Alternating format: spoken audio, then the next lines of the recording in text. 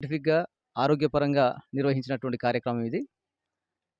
దీనివల్ల ఈ వర్షాకాలంలో ఈ వర్షాల వల్ల ఇప్పుడుండేటటువంటి చిత్తడి ఇలాంటి మొదలైనటువంటి వాటి వల్ల మహిళలకు సంబంధించి లేదా అమ్మాయిలకు సంబంధించిన లేదా ఎవరికైనా సరే ఆరోగ్యానికి సంబంధించినటువంటి సమస్యలు ఏర్పడతాయి. ఆ సమస్యల నుంచి కాపాడుకోవడానికి ఆరోగ్య పరిరక్షణ కోసమై మన వాళ్ళు పూర్వీకులు ఈ గోరింటాకు అనేటటువంటి ఈ సాంప్రదాయాన్ని ఏర్పాటు చేశారు. ఈ సాంప్రదాయం తెలియక మనం ఇదొక ఫ్యాషన్ అనేటటువంటి రూపంలో నిర్వహిస్తున్నాం. ఫ్యాషన్ అనేటటువంటి రూపంలో దీన్ని కంటిన్యూ చేస్తున్నారు గానీ, వాస్తవంగా ఇది ఆరోగ్యానికి సంబంధించినటువంటి ఒక అలవాటుగా మనం ఏర్పాటు చేసుకోవాలి. అదే రకంగా ఈ గోరింటాకు వల్ల మనకు రోగనిరోధక శక్తి గూడా పెరుగుతుంది. దాంతో పాటుగా వ్యవసాయం చేసేటటువంటి వాళ్ళు గనుక అయినట్లయితే, వాళ్ళు ఈ వ్యవసాయ పనులకు వెళ్ళినప్పుడు వాళ్ళ కాళ్ళు, చేతులు పగుళ్ళకు గురి కావడం జరుగుతుంది. ఈ గోరింటాకు అనేటటువంటి దాన్ని మనం వాటిని పెట్టుకోవడం చేత ఇదొక ఆయుర్వేద మెడిసిన్‌గా పనిచేసి వాళ్ళ కాళ్ళు పగలకుండా చేతులు